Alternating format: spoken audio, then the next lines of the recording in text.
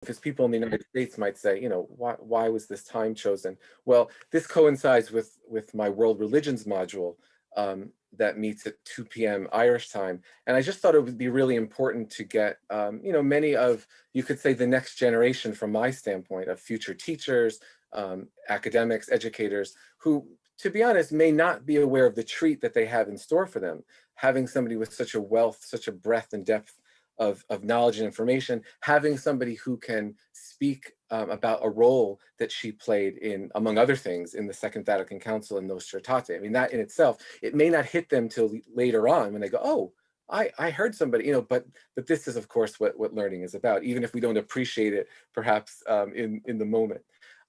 So again, wide range of groups, and hopefully we'll hear a bit from each other. There'll be a question and answer session, and the floor will be open. What I might just say for that is, perhaps what you could do is either signal with the little raise the hand little button, if I can call it that, or also use the chat, of course, to maybe write your question down. So you can do one of those options as we go along. Okay. Again, many of you know Judith. I'm just going to do a bit of a short overview, partly because, look, you reach a point when somebody has such a rich history that if I'm doing the bio and all the things she's accomplished, we'd have no time to listen to her. And again, we're here to listen to her, not to me. But let me just take this quote, and Judith, I'm not going to raise the bar here too high, but it's worth saying, no one has done more to shape the nature and meaning of interreligious relations as we have developed them, perhaps uniquely in this country, meaning the US, than Judith Banki, the National Workshop on Christian-Jewish Relations. So that's no pressure, Judith, right? At all, right? No, I mean, no one has done more. I mean, that's, if you think about all the people who have been involved in this field, and many of them are listening in our audience right now. I mean, that's quite a claim. Again, this is adapted from the Tannenbaum homepage, so I'm only going to read a little bit of it, as I said. Dr. Judith Banki is an internationally renowned writer, lecturer, and expert in interreligious affairs. Her writing and research reports have largely focused on the image of the other in religious education and the sources of prejudice in various teaching and preaching traditions. She has served as the Associate National Director of the Interreligious Affairs for the American Jewish Committee and as editor of the Interreligious newsletter. In 2001, Dr. Banki received an honorary doctorate from Seton Hall University in recognition of her pioneering work in the areas of Jewish-Christian relations. Again, I'm going to pause here because we can go on further, and I've already given out that I can't do two things at once as more people are trying to get in. So I think it's best I'll start doing that. And Dr. Banki, I'll turn it over to you. And look, it's an honor, it's a privilege, it's a pleasure to have you with us today. Thank you. Am I unmuted? Yeah, can you hear me? Thank you. I snuck a look out at people who are in the audience today, and I can see about 3 or 4 of them who should be giving this talk. But the only advantage I have is that I'm older and I was actually around at the time. My talk is titled Reflections from an Eyewitness, Nostra Aetate. And I want to begin by quoting another eyewitness, someone much closer to the daily conflicts and crises, excuse me, within the halls of Vatican II than I was. That's Father Thomas Stransky, who served as a young priest in the Secretariat for the Promotion of Christian Unity during the Second Vatican Council. And interestingly enough, that is where the so-called Jewish portfolio was housed within the Commission for Christian Unity, not in the Commission for Interreligious Dialogue, in the Commission for Christian Unity. And that's another whole story. But Father Stransky has written, and I quote, "It is impossible to understand modern Catholicism, indeed, modern Protestantism and Eastern Orthodoxy without taking into account Vatican II. I would add that's also impossible to understand the contemporary Jewish community and the broad field of Jewish-Christian relations without taking into account the changes wrought by Vatican II." And then he went on to note that these monumental changes took place before most of today's Catholics and others were born. The documents, he said, quote, stand by themselves without a history. In his words, the texts outlive the contexts. Today, some 60 years later, in terms of my own involvement, I hope to recall some of those contexts. Like Father Stransky, I am a child of the Second Vatican Council. He on the Catholic side, I on the Jewish side. That is, I cut my teeth in the field of Jewish-Christian relations as part of a relatively small group of Jewish activists who mounted an initiative on behalf of an authoritative statement on Jews and Judaism to be adopted at the council. A statement that would condemn anti-Semitism, repudiate the then fairly widespread deicide, God-killing charge against the Jewish people, correct teachings of contempt about Jews and Judaism, acknowledge that Judaism did not end with the emergence of Christianity, but continued to develop as a living faith, and inaugurate an ongoing dialogue between the church and the Jewish community. And we further hope that these policies would be implemented through the establishment of some permanent structure within the church. In other words, an address and a phone number. Like Father Stransky, I look around at the actors in that drama, and believe me, it was a cliffhanger. From the Catholic side, I believe all of the 2,500 bishops who attended the council are gone. When Tom Stransky wrote those words, he said that only he and one consultor remained of the secretariat in which he served. Both of them have passed on now. Tom Stransky died a few years ago, and so did Gregory Baum. On the Jewish side, those active in some sustained fashion on behalf of the so-called Jewish decree, and the Declaration on Religious Liberty, by the way, which was also of concern to Jews and Protestants. But Rabbis Mark Tannenbaum and Abraham Joshua Heschel, Dr. Eric Werner of Hebrew Union College, who drafted the memorandum on anti-Jewish elements in Catholic liturgy, Dr. Joseph Lichten of the Anti-Defamation League, Dr. Gerhard Riegner of the World Jewish Congress, all have passed on. If any of them were still alive, they'd be giving this talk. I remain a somewhat battered veteran of the 50-year-old struggle. And in Father Stransky's poignant words, quote, 50 years later, we remember, misremember, and forget. When John the 23rd was elected to the papacy in 1958, he was considered, I think, by those who elected him to be an interim pope. He was an old man at the time. I'm not sure he wasn't in great health. Pope Pius XII, who had led the church through the dramatic episodes of the Second World War and into the early 50s, into the middle 50s, had been a very powerful pope. He made a lot of, he led the church through a very perilous time, and he made some doctrinal changes, some from our point of view good and some not so good. And I don't think that John the 23rd was expected to be anything but a hold the chair pope until other leadership could be developed. But he surprised everyone by announcing the summoning of an ecumenical council, which is basically a meeting of the board of directors of the Catholic Church.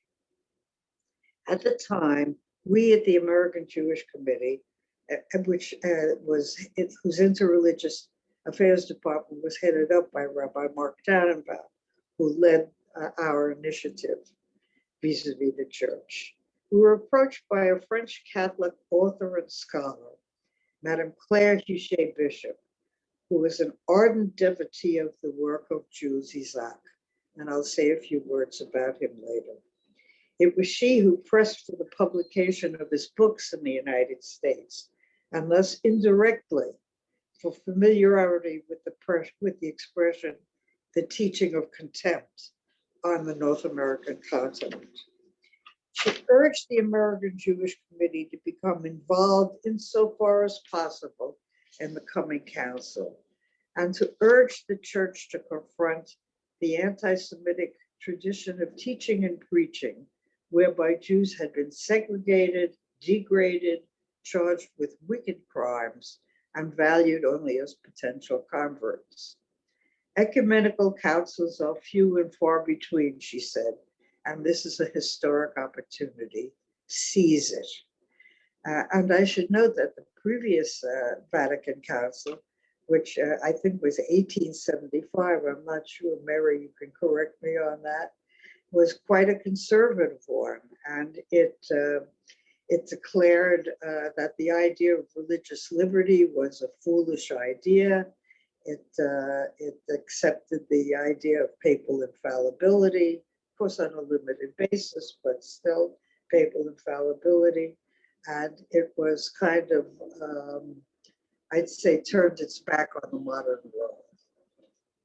And another historic event added urgency to that goal.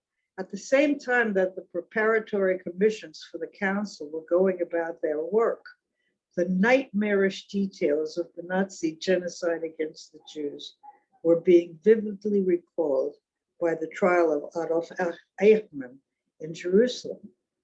A generation after the Shoah, some people learned for the first time that half the Jews of Europe, 1/3 of all of the Jewish people in the world, had died in that Holocaust, most of them deliberately and cruelly murdered.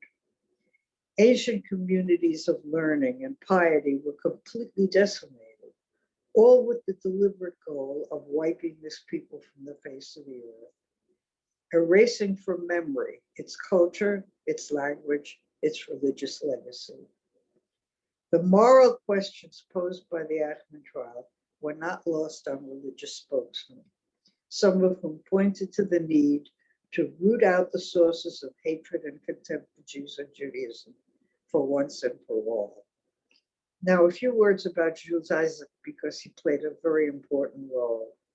For those who may not know his name or his contribution to our time, he was an assimilated, that is not a particularly religious, French Jewish scholar, historian, who had attained the highest position ever achieved by a Jew in France.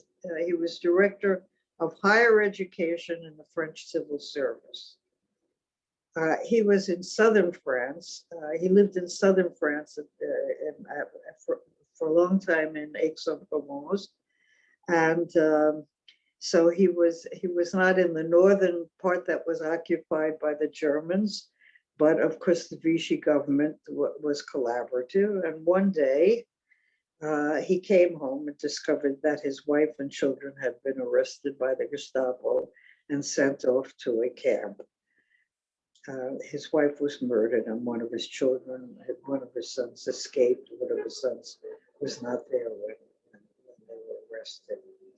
He was hidden out by Christian friends and colleagues, and he devoted the rest of his life to exploring the roots of the poison of anti-Semitism. And he found some of those roots in a long-standing and hostile tradition of Christian teaching and preaching that he brilliantly named the teaching of contempt. And over the years, his books and lectures convinced a number of Christian and Jewish supporters, among them Madam Bishop.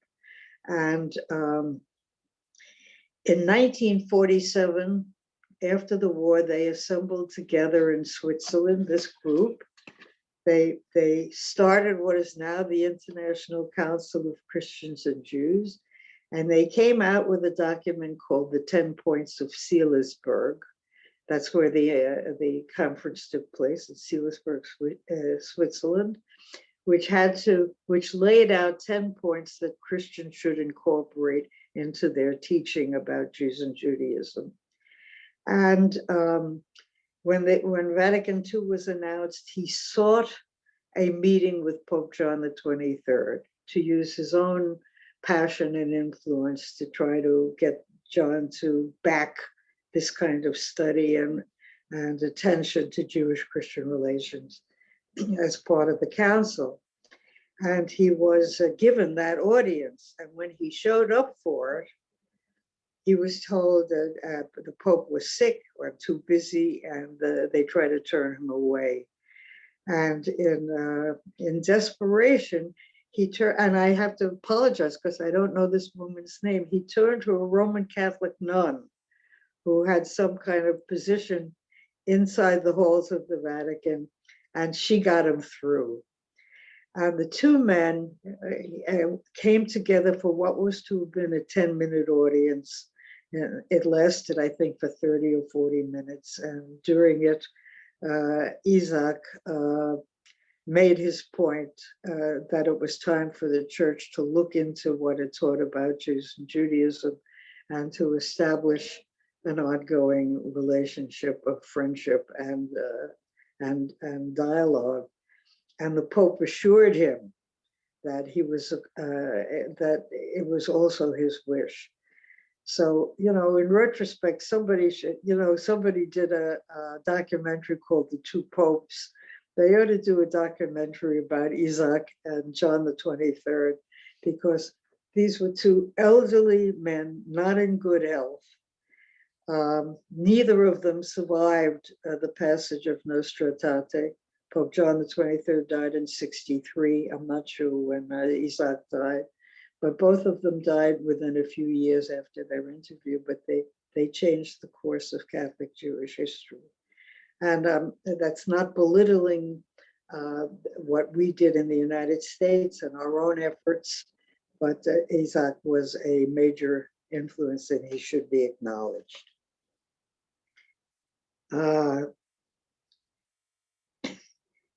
It soon became known, and so the Pope gave that a responsibility to Cardinal Augustin Bea, who was himself a German biblical scholar.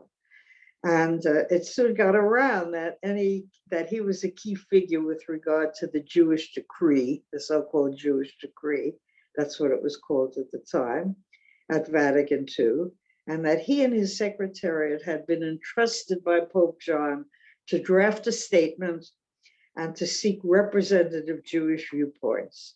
So the way was open for communication, and we at the American Jewish Committee jumped in with both feet. On July 31st, 1961, a year before the opening of the Council's first session, we submitted to Cardinal Bea, by prior agreement, that is with his invitation, the first of several comprehensive memoranda. It was titled The Image of the Jew in Catholic Teaching. It was a 32-page document which identified and illustrated slanderous interpretations, oversimplifications, unjust or inaccurate comparisons, invidious use of language, and significant omissions in American Catholic textbooks, and it cited existing Catholic sources that could serve as corrections. I'm the author of that document, and therein lies the story. When I came to the American Jewish Committee late in 1959, I was assigned an intriguing task to assess, summarize, and circulate the findings of self-studies of Protestant Catholic and Jewish religious textbooks stimulated by the AJC. That Jews should be concerned about how Christians depicted them should not surprise anyone. Jews were convinced that a certain tradition of Christian teaching and preaching represented one of the primary sources of anti-Semitism across the centuries. Still, it should be stressed that these were self-studies in which the religious education materials of a particular religious community were examined by a scholar from within that community and faithful to its values and vision. And the Protestant self-studies were conducted at Yale Divinity School by a Methodist scholar named Bernhard Olson from 1952 to 1959, and eventually published by Yale University Press, as he did it at Yale Divinity School, and it was called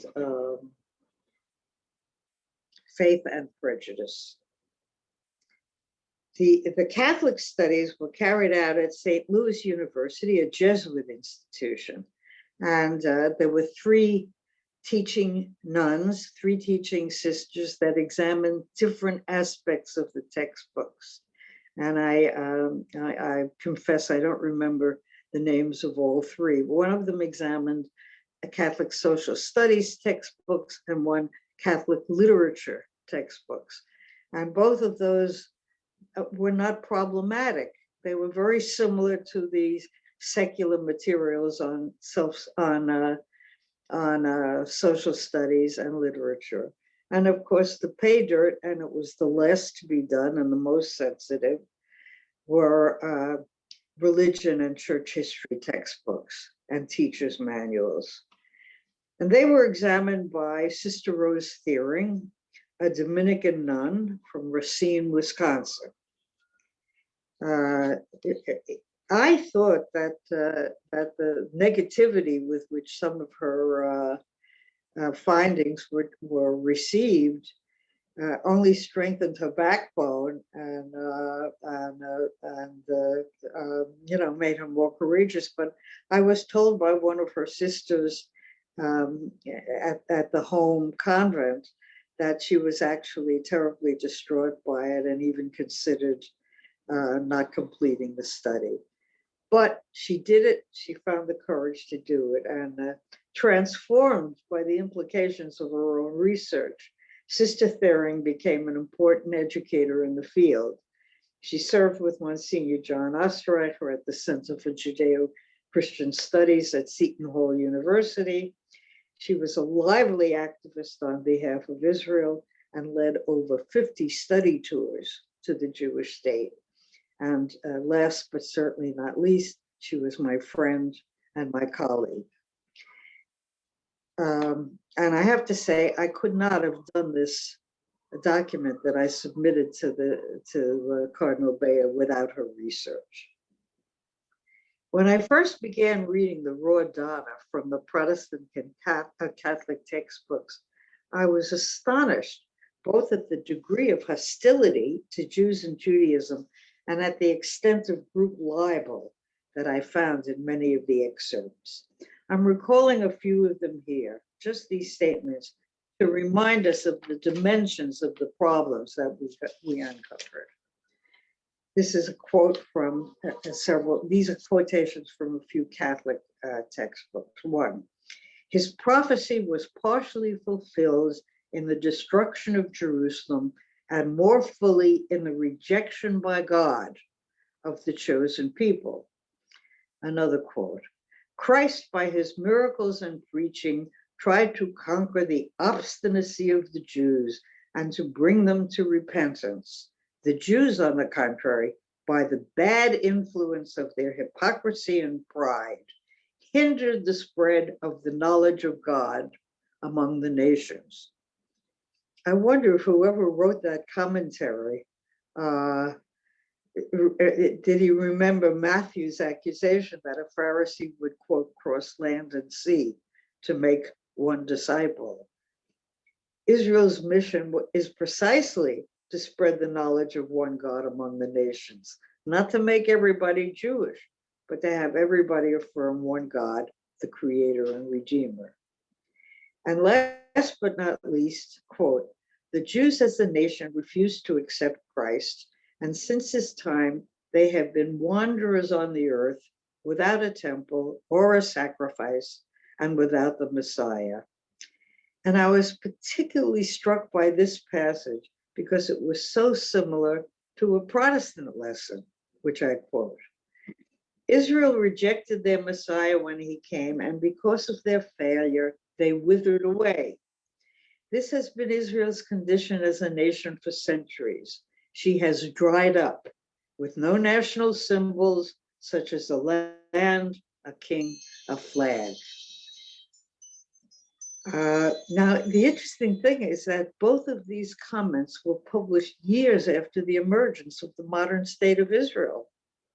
The Protestant textbook comment was 14 years later, and they are striking instances of history of reality trumped by theology. If the theological proposition is that the Jews' loss of national sovereignty, their dispersion and subsequent suffering and persecution are providential punishment for the crime of killing and or rejecting Jesus, then clearly the state of Israel can have no validity. It contradicts the theological conviction of permanent Jewish dispersion. Therefore, by definition, Israel is a spiritual impostor.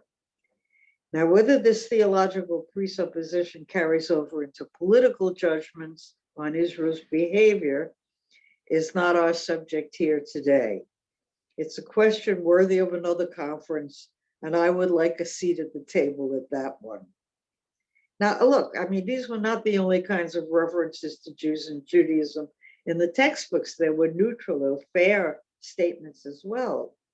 But what struck me about the examples I have cited was the vehemence, the intensity with which any sense of continuing mission for Judaism, any meaningful witness for the Jewish people, except witnessing to the superior truth of Christianity, any validity in Jewish terms for the recreation of a Jewish commonwealth in Israel were dismissed a priori.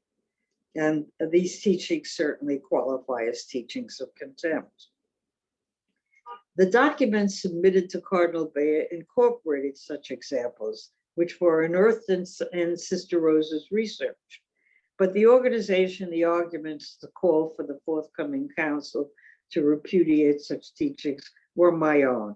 I was not bound by the rules and regulations that constrained her, for she could not evaluate as negative any statement about Jews and Judaism, no matter how disparaging, that was considered church doctrine at the time. She couldn't call it a doctrinal statement by the church negative in her doctorate. So I take authorship of the document I wrote, but I couldn't have written it without Sister Rosa's research, and I want to make that support that claim. And Bea had a very good reaction to it, and he wanted to see more scholarly material. You know, he wanted to see stuff. We later had to submit textbook material from European textbooks as well. And there were studies done at Louvain University in Belgium on French language textbooks, at Prodeo University on Italian, and these findings, which believe it or not, showed the American textbooks to be better, were forwarded to him as well. And on November 17th, 1961, again, before the opening of the council, a second memorandum, Anti-Jewish Elements in Catholic Liturgy, was submitted to Bea. While acknowledging the recent deletion of problematic passage in the liturgy, the document noted that the concept of Jews as deicides still figured in some liturgical passages in popular and scholarly commentaries on the liturgy and in homiletic literature. And that document was prepared for us by Dr. Eric Werner, who was a liturgist and a musicologist at Hebrew Union College. And when he came in with the document and put it on my desk, the entire thing was in Latin. And I remember I said to Dr. Werner, I said, the American Jewish Committee can't send the document. You know, we can't submit a document to the Vatican Council in Latin. It has to be in English. And he said, well, okay, but they'll never take you seriously. We did have some laughs. And in December 1961, Rabbi Tannenbaum arranged for Professor Abraham Joshua Heschel to meet with Cardinal Bea in Rome. Tannenbaum intuited that these two would get along. I mean, Heschel was, who had been, by the way, Mark's teacher at Jewish Theological Seminary, was, in his words, a towering figure in American Jewish scholarship. He was like the 15th generation of Hasidic masters. He probably knew every word of the Talmud and the Bible by heart. And Bea was himself a biblical scholar, and they met. There's a wonderful picture, which I don't have at my disposal, of the two of them huddled over a text. Unfortunately, Mark Tannenbaum's picture in the background was largely obscured. But anyway, Bea invited Heschel to submit suggestions for positive council action to improve Catholic-Jewish relations. And in May 1962, he followed up with a memorandum recommending a number of specific actions. Forthright rejection of the deicide charge, recognition of Jews as Jews rather than as potential converts, and promotion of scholarly and civic cooperation and the creation of church agencies to help overcome religious prejudice. I have to say that there was some resistance from fellow Jews to these initiatives. There were naysayers who claimed that the church was, by its very nature, anti-Semitic, and that efforts to change it were futile and demeaning. One rabbi told me, Esau will always hate Jacob. Others argued that anti-Semitism was a Christian problem. Let the Christians solve it. To which we responded with the language of the civil rights movement. Racism may be a white problem, but should that prevent the Black community from addressing it and confronting it? But resistance within the Jewish community was nothing compared to the vehemence and hostility that the so-called Jewish Declaration engendered, both inside and outside the deliberations of the Vatican Council. The objections to a positive statement about Jews and Judaism came basically from two sources.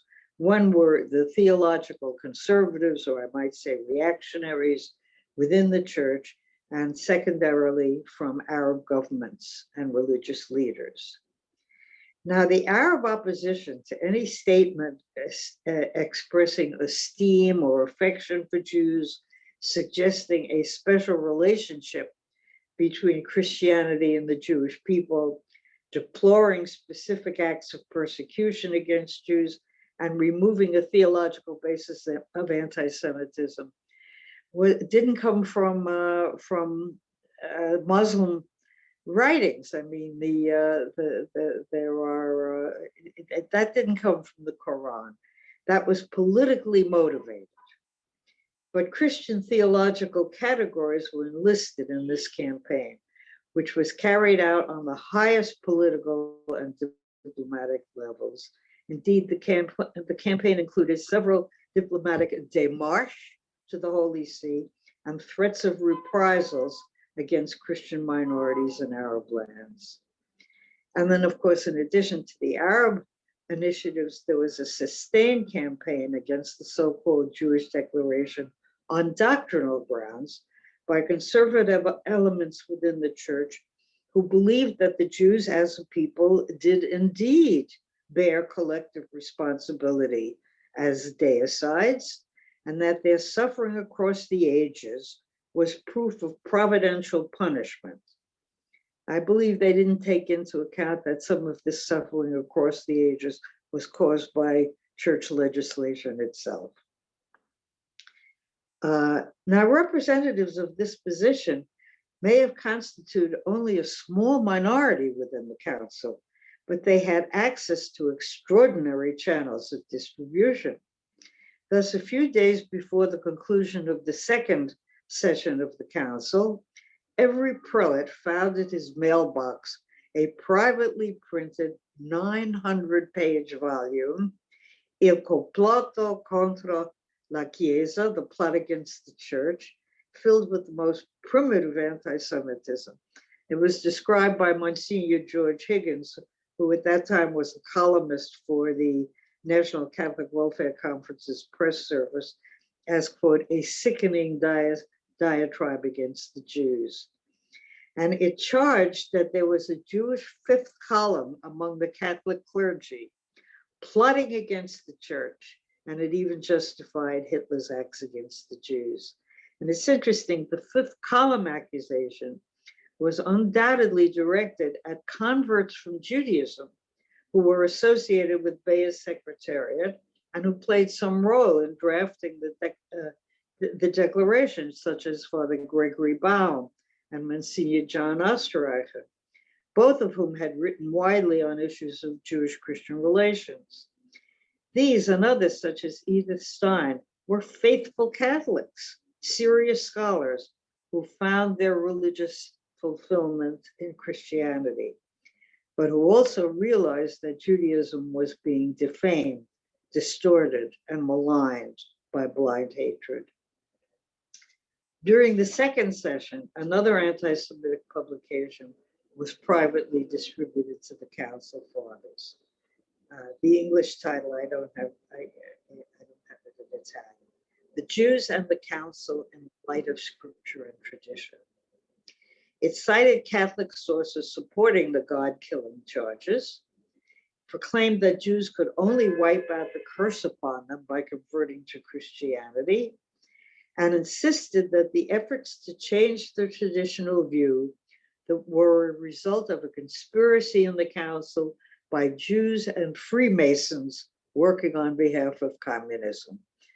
And I think our homegrown anti-Semite, Gerald L.K. Smith, offered to translate this document, or the first one, and make it available to Americans in general. Revisiting the paranoia of the ultra-right and the fierce opposition of the Arab world, it is perhaps remarkable that any positive statement made it through the gamut at all. But it was almost scuttled, and its fate was tied to a roller coaster for the duration of the council. It was not introduced into the second session of the council at all. A weakened version of the statement was introduced in the third session, including language that seemed to imply that respect for Jews was motivated by missionary interest and contingent upon Jewish conversion. Obviously, that didn't sit well with the Jewish community. Rabbi Heschel called it, quote, spiritual fratricide, unquote, and stated that faced with the alternative between conversion and death, he would choose Auschwitz.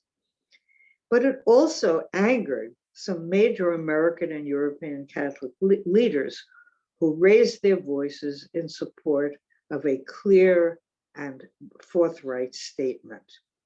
And I should add here that the American hierarchy really found its voice about this time.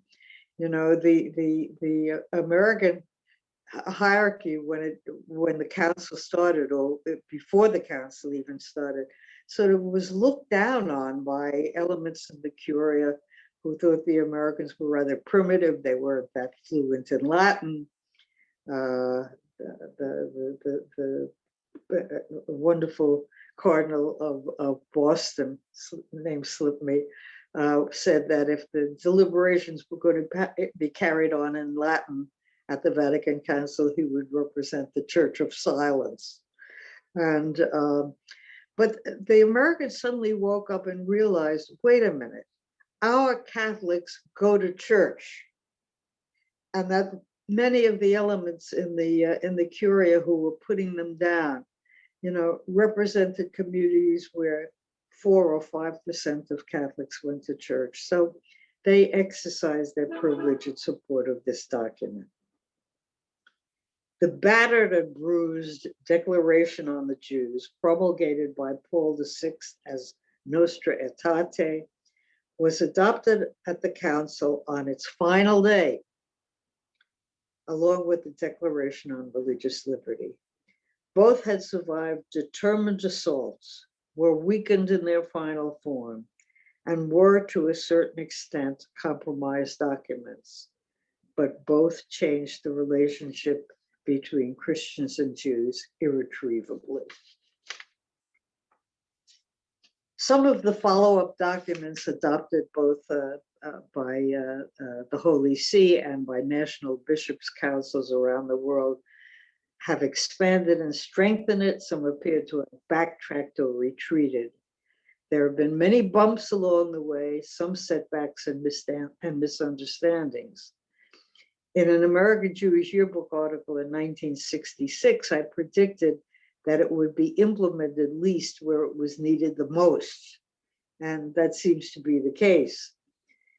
And I must also note, sadly, that the entire arsenal of Christian anti-Judaism, particularly the blood libel, now thoroughly repudiated by contemporary church communions, has been appropriated by Muslim extremists, and I stress extremists, not the whole Muslim world, as a political weapon. To wit, a former Jordanian MP claimed on a television interview that Jews use the blood of Christian children to make matzah. I quote, "On their religious holidays, if they cannot find a Muslim to slaughter and use drops of his blood to knead the matzahs they eat, they slaughter a Christian in order to take drops of his blood and mix it into the matzahs they eat on that holiday." Alas, this belief is not exceptional in the Arab Middle East. Egyptian national television broadcast a multi-segment series based on the protocols of the Elders of Zion, a fabrication of the Tsarist secret police, but incorporating most of the anti-Semitic imagery current in Christian polemic at the time. I saw one of those segments with my own eyes. In it, Jews capture a young Christian boy, place him in a barrel, pierce his veins, draw the blood, and the rabbi rubs his hands together and tells the group the matzahs will taste particularly delicious this Passover. I have to say it made me sick to my stomach. At the time, I thought it was an Egyptian production and limited to that audience. But Professor Reuben Firestone, a scholar, a defender of Islam, a friend of the Muslim community, told me that the series was produced in Syria and has been distributed throughout the Muslim world. Hundreds of thousands, perhaps millions of Muslims in Indonesia and Malaysia who have never met a Jew now believe this of Judaism. It has done, he said, incalculable harm. Now, I want to add to that, there are very recent movements within the Muslim world to begin dialogue to reject this anti-Semitism, to find ways to relate on a religious basis and to fight prejudice. And I want to express appreciation for David Rosen, who has been a leader in that effort. But the political use of anti-Semitism as a weapon against Israel is still very current in the Arab world.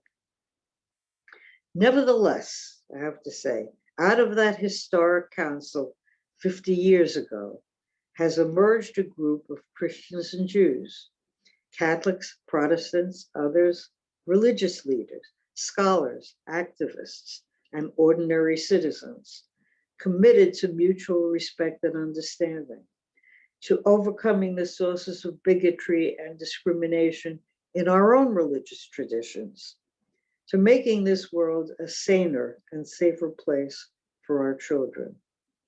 We have come a long way. We have a long way to go. I pray that we may follow this path together. Thank you.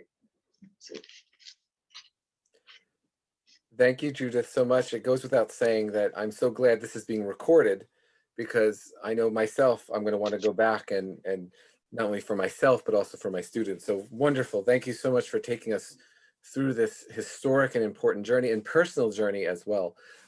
There's a number of questions on chat, and I'll get to those, and also others can ask as it were in person. But can you just say briefly, just like, how did you get into this? Like, how did you find yourself in the path that you did? What led you to that road? Because if you said to me, a Jewish woman at this time, would she be involved in X? I would say the percentage is very low. So why? How did this happen? Accidentally. I will tell you the truth. In 1955, I went up to the Anti-Defamation League for a position in their publications department. I mean, my background was also writing, editing, copy editing, etc. And they needed they had advertised that they wanted somebody in the publications department. And I was interviewed by now you have to remember, in 1955, they didn't have computers. There was no such thing as desktop publishing. So you had to go to a publishing company and you had to know the routine, you know, first galleys, final sheets. And I didn't have that knowledge. So the man who interviewed me, who had recently come from Chicago to head up the publications department, said, you have the writing and editing skills, but I need somebody who knows the publishing houses in New York City. And I admitted I didn't.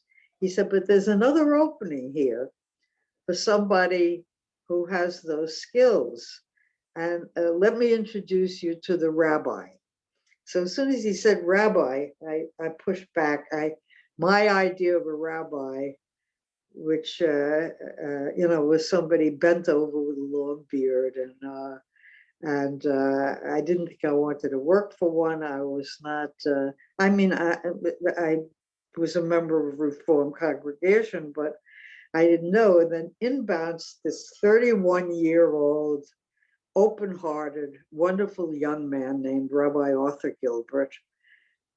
And he was starting a brand new department called the Department of Interreligious Cooperation. And I said to him, well, what does the job involve? He said, well, it involves reaching out to the Christian community, Protestant and Catholic, trying to establish an ongoing dialogue, trying to get the church to look at its own teachings about Jews and Judaism and where they're inaccurate or negative to correct them, and trying to give them information about, you know, to correct their stereotypes about Jewish living today. So I said, well, it sounds like wonderful work, but it's not for me. And he said, why not? And I said, I have no experience in this field. And he said to me, my dear young lady, in 1955, I was a young lady. He said, and my dear young lady, there is no field. And that's the point. Now there is a field. Now there is a conference of centers on Jewish-Christian relations. Now there are courses in advanced Jewish-Christian studies in any number of academic institutions. Interestingly, probably most of them Catholic, but some of them Protestant, some of them Jewish.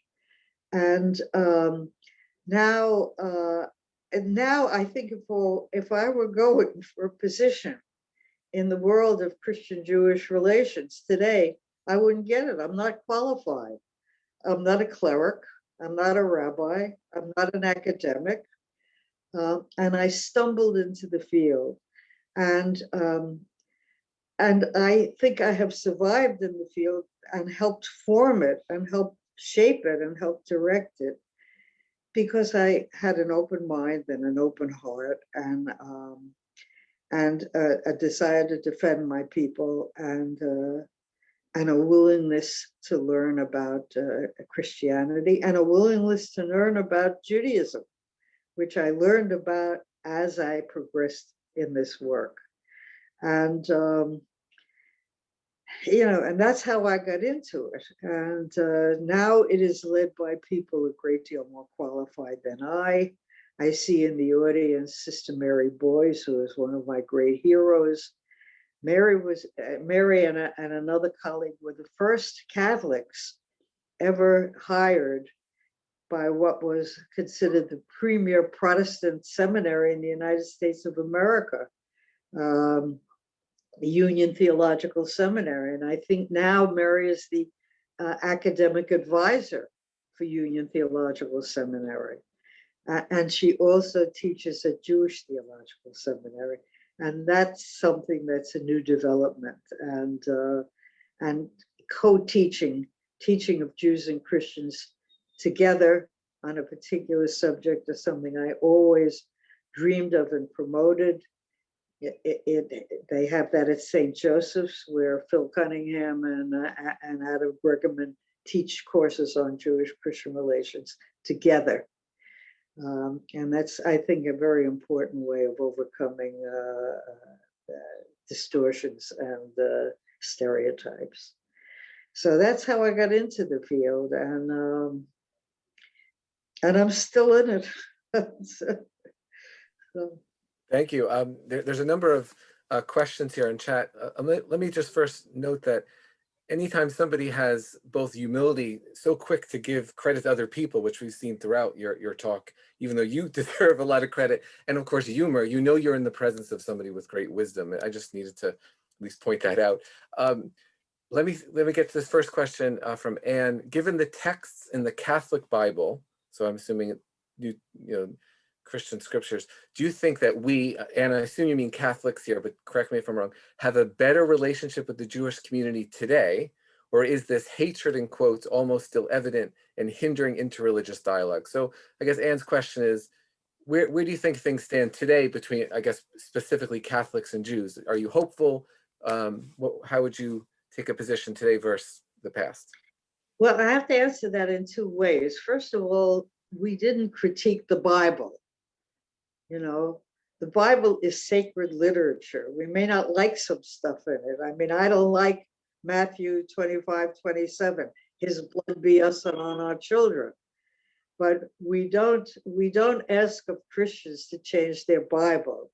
We ask them to look at some of the negative sections of the Bible and explain them, and put them in a historical context to take the poison out of them. But nobody is out to and of course, don't forget, this was 50, 60 years ago we started this. You don't try to censor somebody else's sacred literature. But textbooks are not the Bible. And Dr. Olson pointed out in biblical interpretation in the textbooks, he says, a point of view is brought to scripture as well as derived from it. And he said, and he noted in the Protestant textbooks that he studied, that some textbook writers increased the negativity that was in the biblical section, and other textbook writers tried to explain it and diffuse it. So we were dealing with teaching materials, we were dealing with textbooks. Textbooks can be changed, textbooks can be adopted. And Roman Catholic textbooks in the United States, and I think in Europe, have changed. I don't think any Roman Catholic textbook still talks about Jews as God killers. I'm not sure if I can speak for the Protestant world. I mean, there has been an increase in anti-Semitism, as we all know, in the last few years. Vehement anti-Semitism, violent anti-Semitism. And some of it does come from religious extremists, and there's a good deal of religious paranoia there about, Jews and Judaism. The circulation of probably the most successful anti-Semitic publication ever issued, the Protocols of the Elders of Zion, which claim that there's a secret plot among Jews to control the world. And that was evident in the attacks on the Pittsburgh synagogue. I mean, the ancient canards are still with us, but they are not entirely or even essentially biblical. They're interpretations of the Bible. They're negative and hostile interpretations of the Bible. Thanks. Joy would like to know, can you speak more about the role of Catholic converts from Judaism in Vatican II, such as Gregory Baum or others? Well, I mean, I knew Gregory, but as a matter of fact, I went to hear Tom Stransky talk when he spoke at Seton Hall. And at that point, he said, there are only 3 people still alive, who played some active role in promoting Nostra Aetate, and they're all here tonight. And the other one was Gregory Baum, so I did meet him. But I mean, all I know about these people is that they weren't fake Christians; they were authentic Christians, just as Edith Stein was an authentic Christian, and her conversion was sincere. But the point is still, the Nazis put her to death as a Jew, not as a Catholic nun, but as a Jew. She died because she was born a Jew, not because she was a Catholic nun.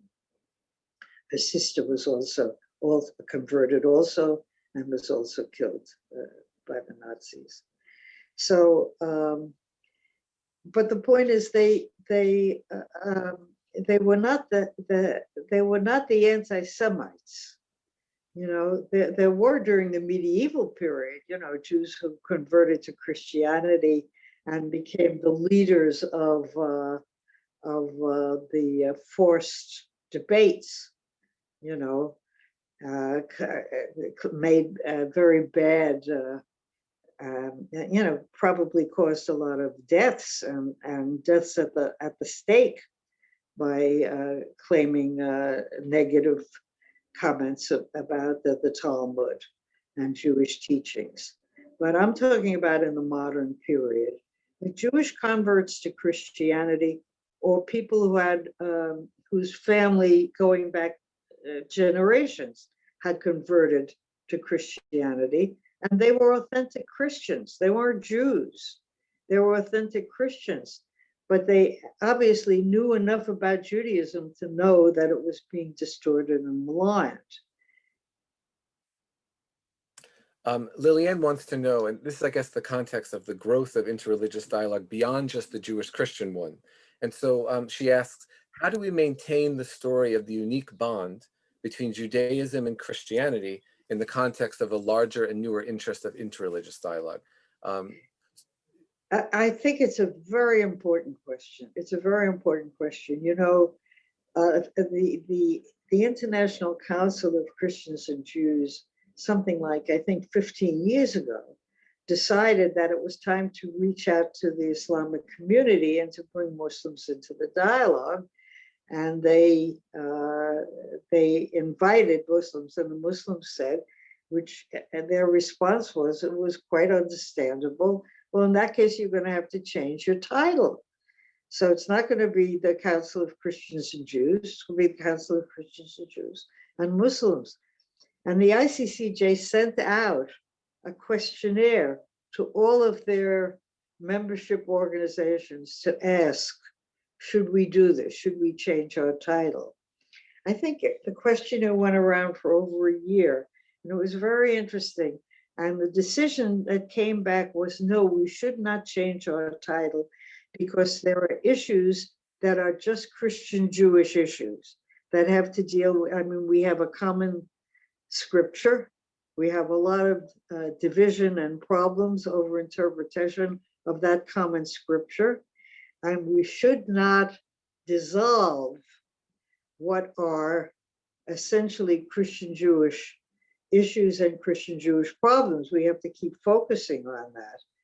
At the same time, what the ICCJ did was it developed another outreach program called the Abrahamic Forum.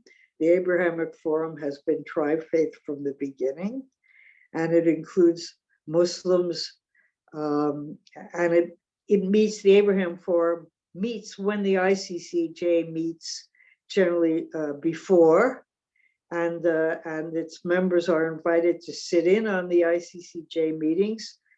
But the point is that there are tri-faith issues and there are two faith issues. And probably there are Muslim Jewish issues that have to be discussed also. Um, another department heard from, but I think there is something very special about the Jewish-Christian relationship, because most Jews, I mean, many Jews did live under Islam, and they lived under Islam probably better than they lived under Christianity in the medieval period and the period of the Crusades. But most Jews interacted with Christians, lived in Christian Europe. And, after the Shoah, when Christians of good conscience woke up and said, how could this disaster, this genocide have happened in nations of Christian culture, and had to come to the conclusion that maybe because they were nations of Christian culture, that had something to do with it. And that, that really did spark a kind of what I would call a kind of spiritual self-examination and house cleaning in the Christian world, and with, again, in connection and in collaboration with Jewish scholars. So the ICCJ didn't want to lose that special aspect that it has, and at the same time reach out inclusively to Muslims and then managing both. We have a number of other questions. Are you okay for another 10 or 15 minutes? We won't be able to get to every question, but is it okay if I still hammer you with a couple more questions from the group? Is that all right? I'm okay if you don't mind my sipping my coffee. No, of course. You definitely need a pause and a break. You've been doing all the work, and we're just sitting and relaxing and taking in your answers and knowledge. Das would, I guess, with Nostra Aetate, of course, the focus is on, for many, Catholicism. So Das would like to know, are there any challenges today in terms of Judaism and Protestant tradition? And obviously that's very diverse, but so not just Catholics, but maybe what has been your experience with other Christians, let's say, in terms of Jewish-Christian dialogue? Well, because there's a huge range in Protestantism. I mean, when Olson started his work, he started reading the curriculum materials of the 32 member Protestant denominations of the National Council of Churches, and he realized it was impossible. There was no way he could study 32 different denominations textbooks. So his approach to that was to settle on 4 different theological positions within Protestantism. One of them was fundamentalism, and he looked at the materials of the Southern Baptist Convention. One of them was conservatism, and I think, and he used one of the publications for that. One of them was liberalism. One of them was liberalism, and he used the materials of the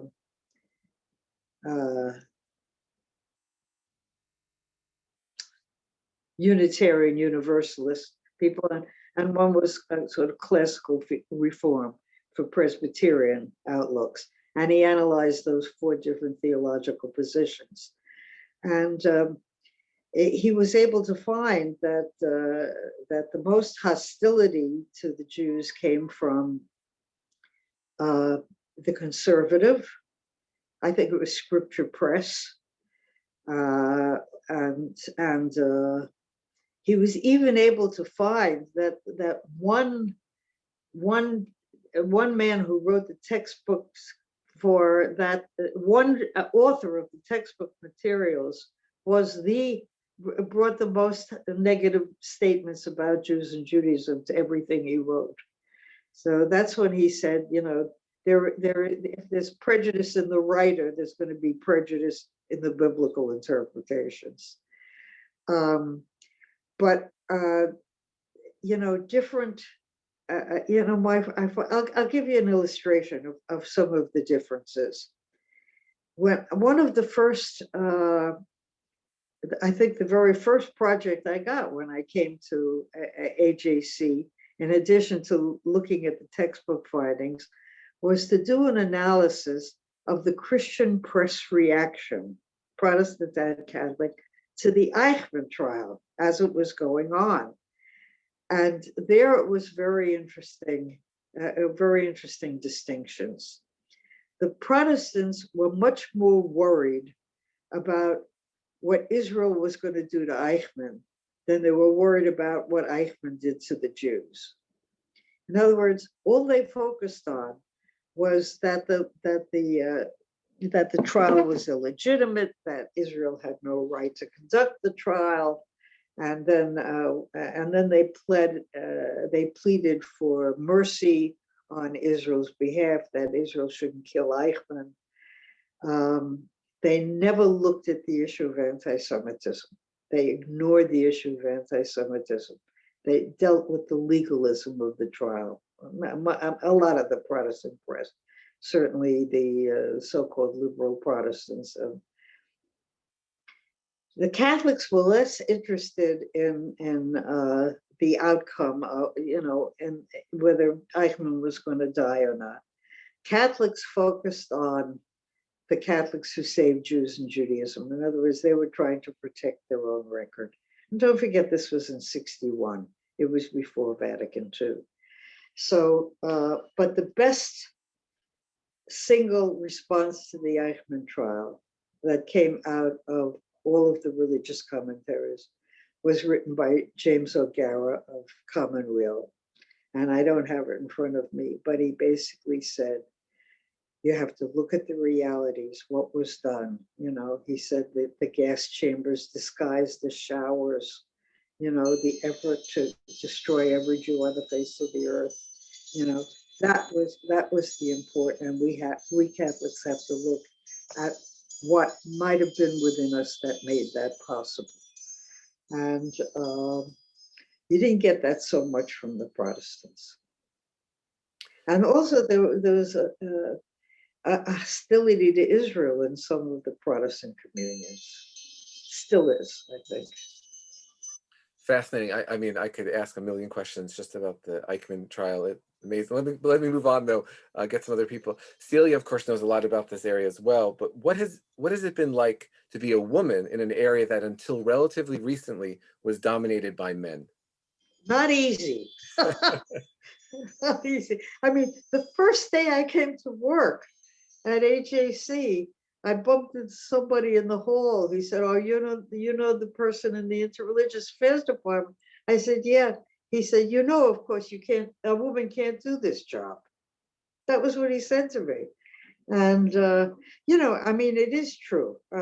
Certainly, there was a mechanism set up for the church to meet with the Jewish community after the Second Vatican Council, and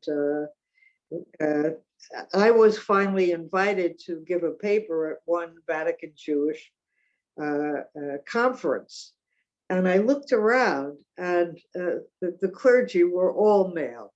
Of course, the clergy were all male.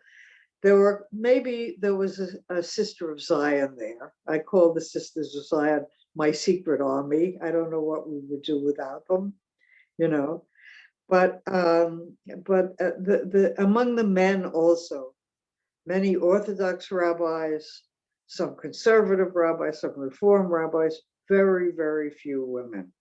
I must say there is an Orthodox laywoman who's been at those meetings. But I remember not only did I gave a paper at that conference, but I was very helpful in editing the Jewish statement. They read out a statement at the end, and I made a lot of editorial suggestions. And I remember the people who were handling the comments said, "Gee, we have to have more women at our meetings." I was never invited to another meeting. I was never invited to another Vatican Jewish meeting. And of course, since I left AJC, I don't have the institutional connection. If somebody is going to recommend me, it has to be from the outside.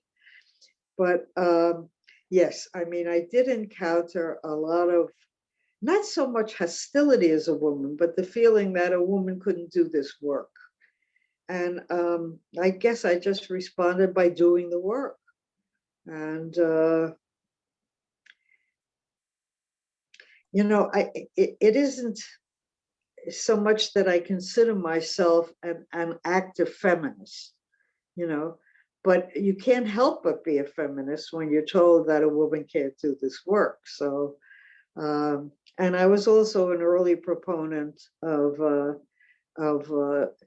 interreligious dialogue among women. And we had my colleague at AJC, Inga Lederer-Gabel, who was very much a feminist, started a women's interreligious dialogue group. And we were, I think, the first to have a Muslim participant. And she was a Muslim feminist. So, yeah, I mean, I bonded with other women, and then I bonded with people with whom I shared an intellectual legacy, Christian and Jewish.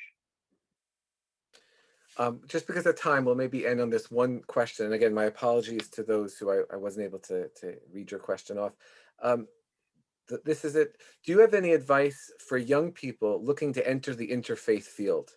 So, and again, there'll be many students in the audience and others. This will be recorded, so there'll be people listening weeks, days, years, maybe decades later. What kind of advice would you give to people who want to enter this interfaith field?